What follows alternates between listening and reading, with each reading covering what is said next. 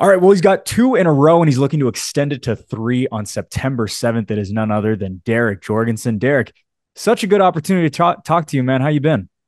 I'm good. How are you, Blake?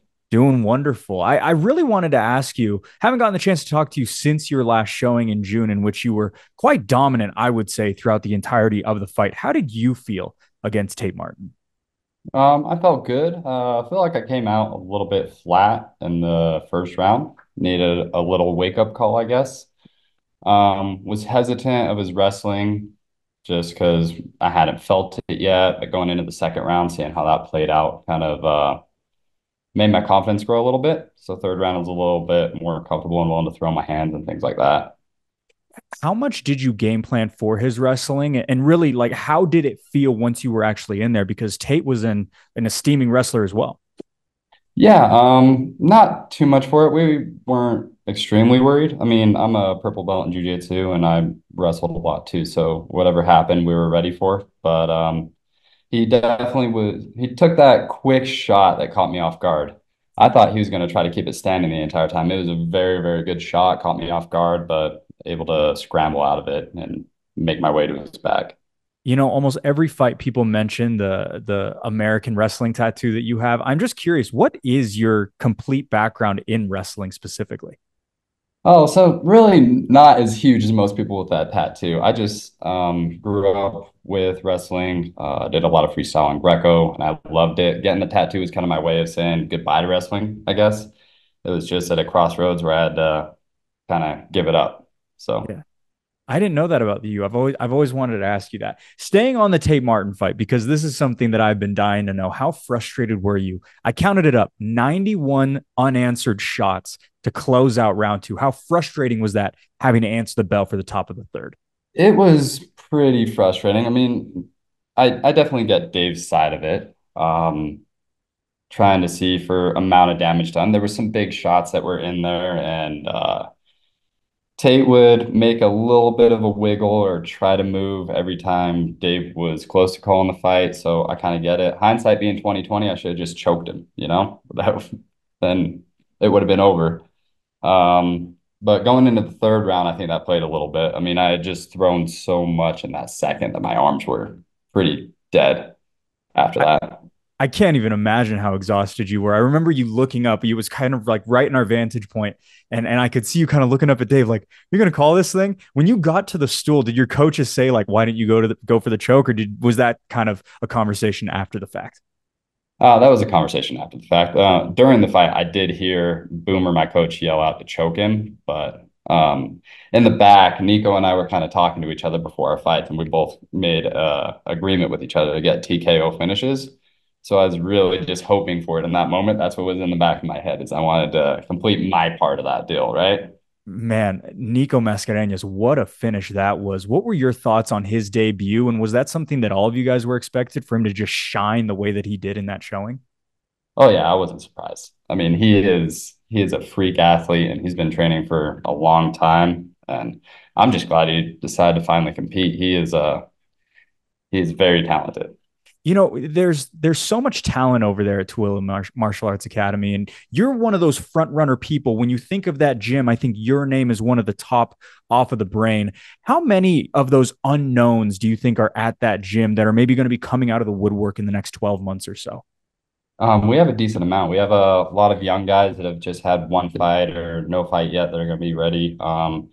We have five of us getting ready for fights right now. It's just kind of rebuild of the fight team. We had Zach Cavender kind of moved down to Vegas, so he's not as active with us anymore. And Austin Strell's coming back, and just all these other things are kind of falling into place for everybody to be there. But yeah, there's a lot of hidden gems, just like Boomer, for example. He is a ninja. If you've ever gotten a chance to roll with him, strike with him, anything, he's very high level. Keith's a super high level coach. We had other guys with us like Daniel Good. I don't know if anybody recognizes that name, but he's just a senior pro fighter that's been around for a long time that helps all of us out.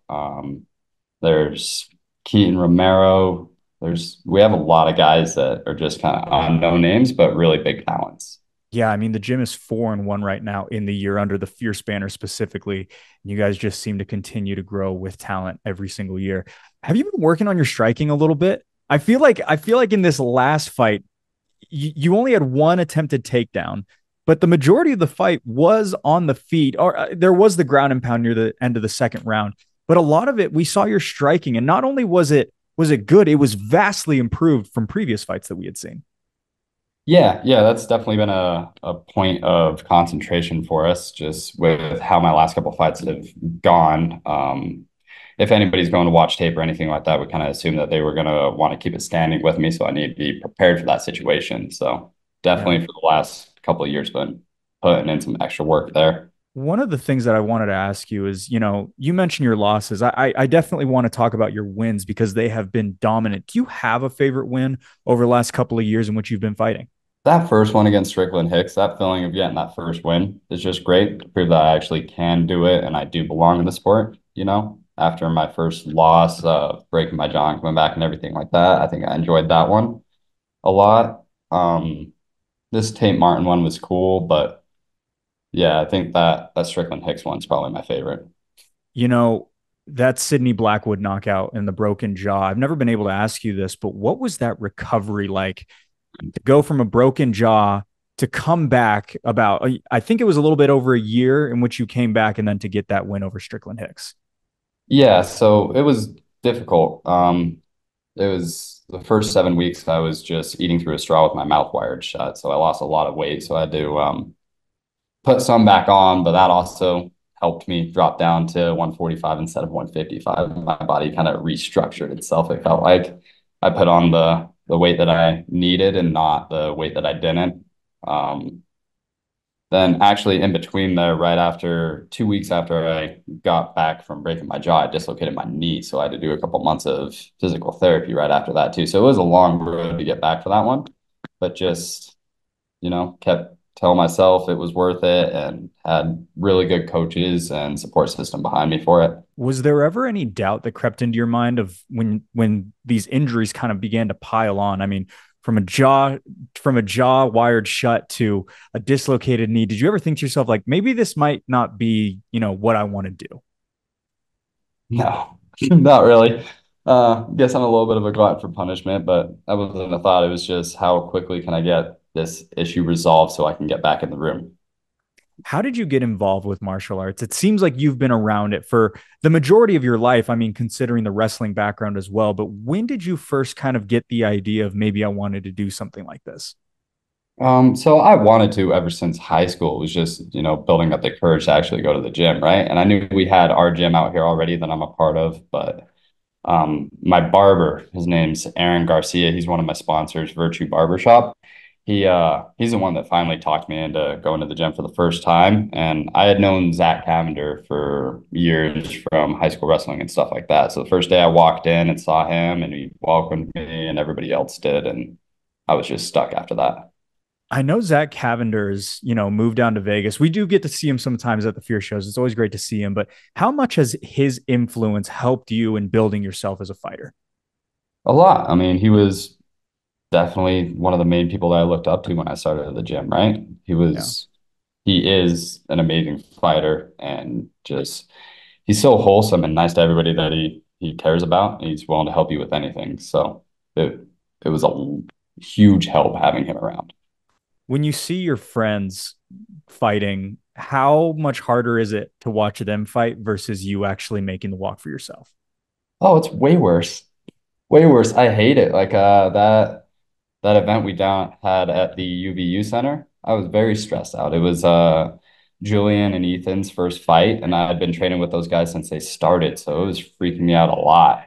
Me, if I get hurt, that's one thing, right? I have control over it, but those guys, it's different having to watch your friends fight. I remember when you fought Strickland Hicks, there was a woman who was kind of near the broadcast booth. I think it was your mom. I don't Yeah, my know for crazy sure. mom walking around. Yeah.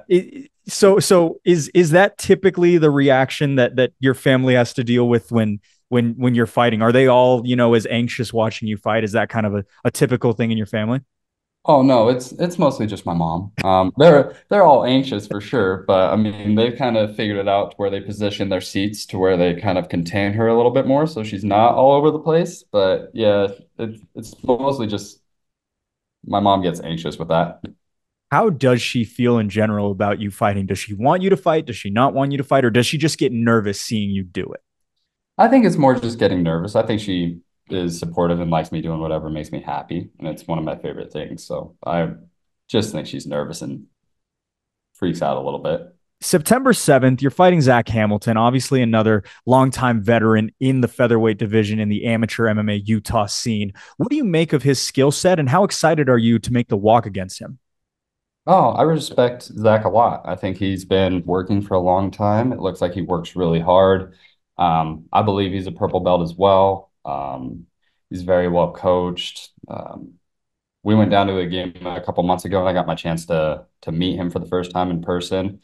It's actually kind of funny. Right when I walked up to him, we got put in a group together to do some drills, and like we recognized each other. And he was like, "Hey, we might fight someday." So it's actually kind of funny that it worked out the way it did. But I mean, I think he's a good fighter. I think he's a really, really tough guy. You can tell that by watching him, and he's in for it.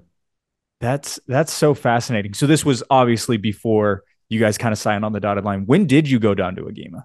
Yeah, so he was a couple weeks out from fighting Morgan, I think. Oh, okay. So it was just before that.